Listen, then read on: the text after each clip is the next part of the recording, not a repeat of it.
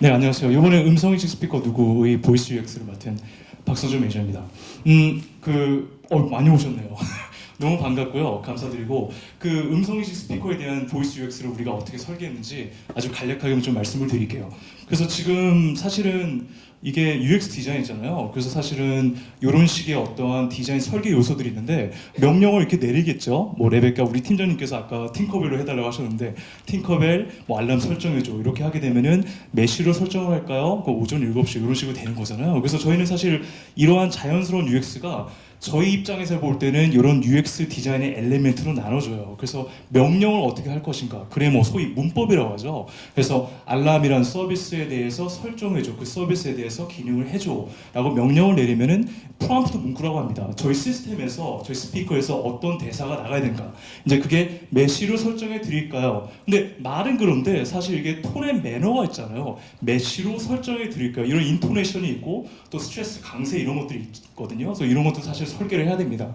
그래서 그런 것들이 있고 이따 펄서는 좀 자세하게 말씀을 드릴게요. 그 여기 보시면 알람을 설정해서 보시면은 시간을 얘기를 안 했어요. 그렇기 때문에 다시 물어보는 거고 그제서야 오전 7시 했을 때 설정이 되는 겁니다. 이런 것들이 이제 저희의 아까 AI 팀장님도 말씀하셨지만 다이alo그 매니지먼트 기술이죠. 그래서 이런 설계들을 저희가 해야 되는 거고 지금 보시면은 이제 중요한 것들 중에 하나가 뭐냐면 이게 음성이라는 모델리티를 사용을 합니다. 근데 잘 생각해 보시면 사실 보이스라는 것들이 더 큰 바운드리가 있죠. 오디토리입니다. 음향입니다. 그래서 음향이라는 매체가 가지고 있는 그 특성을 그대로 가져오는 거거든요. 그래서 저희가 이제 그 설계를 할 때 이제 기본적으로 전제로 가겠는데 음향이기 때문에 손과 눈이 자유롭죠. 음성으로 인터랙션 하기 때문에 또한 주의를 끌 수가 있습니다. 음향이 강력한 주의를 끌 수 있는 인지적인 기능을 가지고 있어요.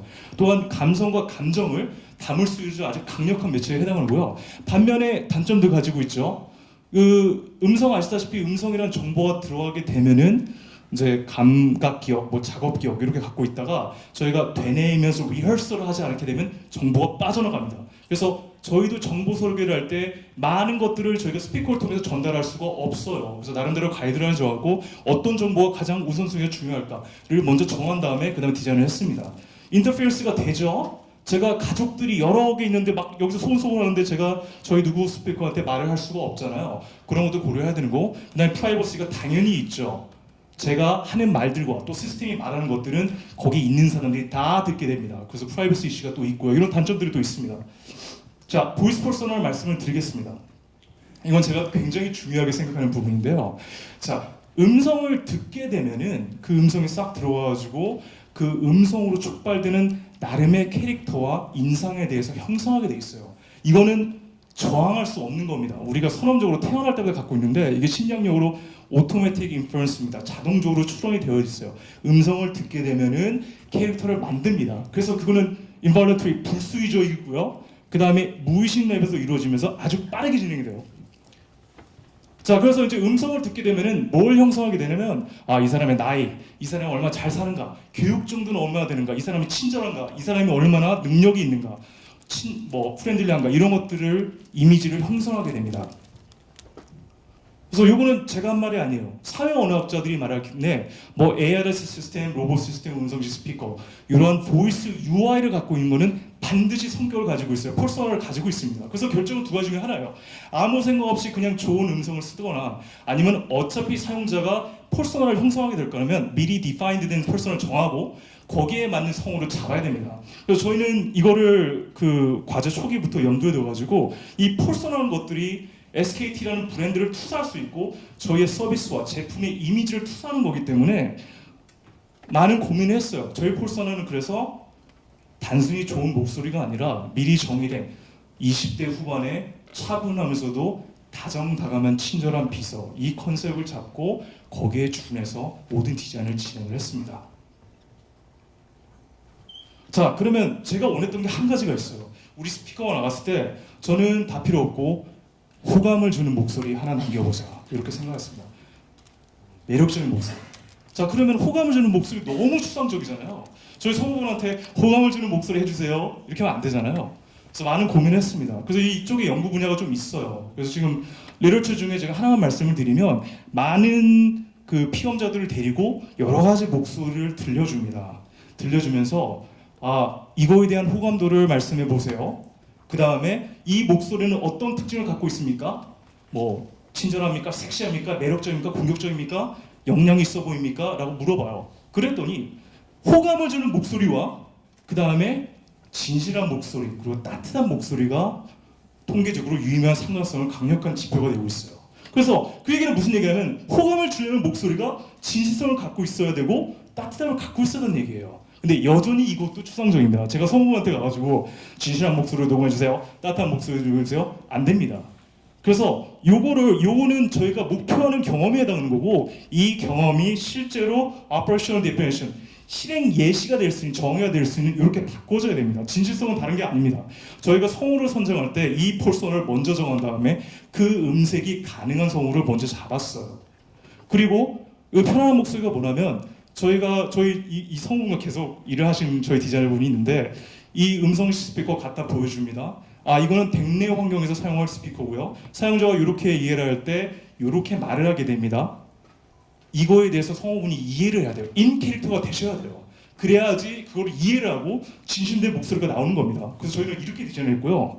차분한 목소리는 사실은 저희가 설계가 가능합니다. 다소 느리면서 음의 높낮이가 피치가 안정화되어 있고요. 그리고 베리에이션이 크면 안 돼요. 그래서 그렇게 해가지고 저희가 차분함을 구현했습니다. 자, 그다음 프롬프트 디자인입니다. 프롬프트 디자인은 결국에는 저희 시스템이 나가는 그 음성의 내용에, 즉 스크립트에 해당하는데요.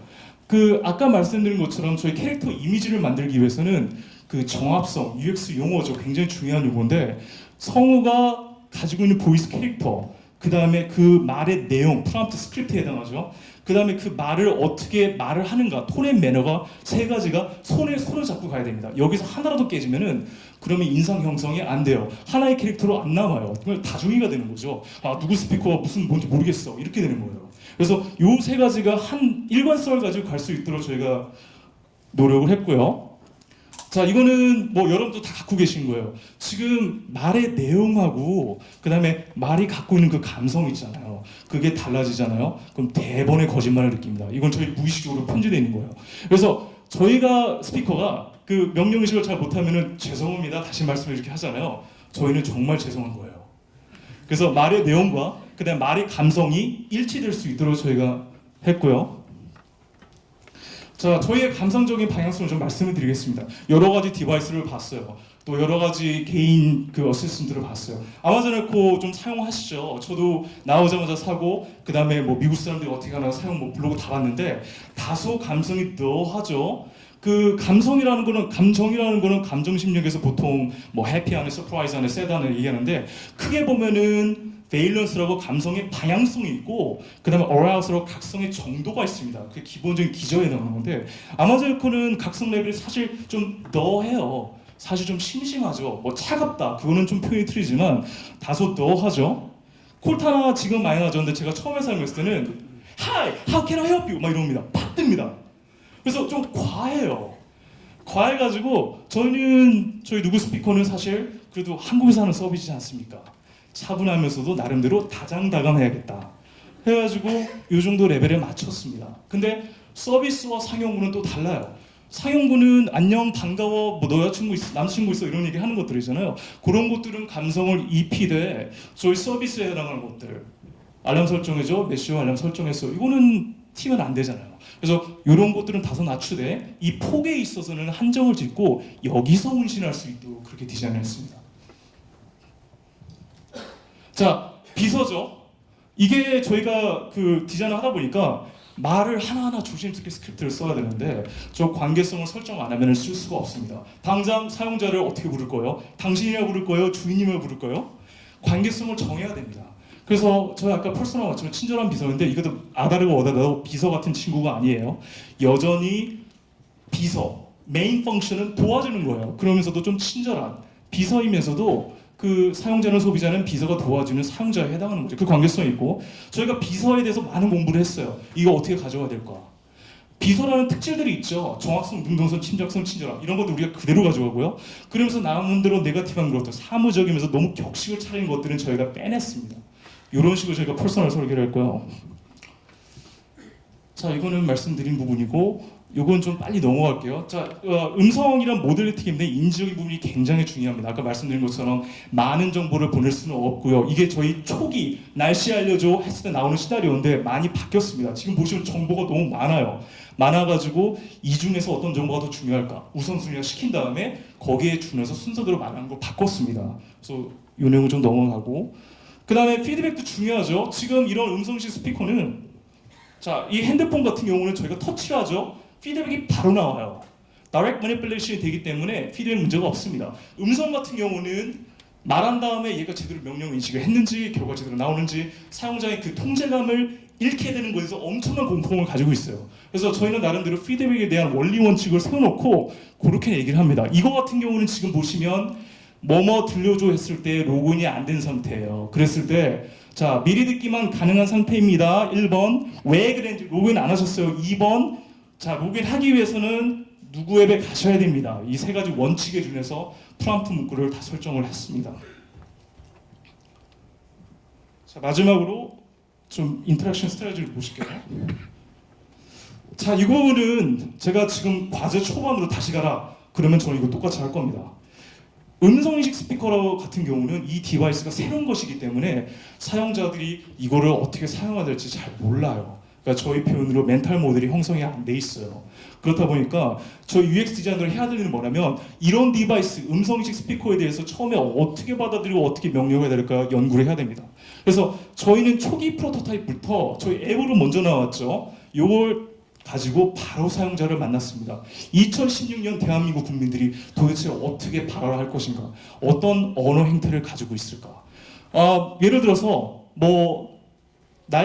날씨 알고 싶을 때 어떻게 명령하실까요? 저희는 이렇게 물어보지 않습니다. 저희는 그림을 보여줍니다.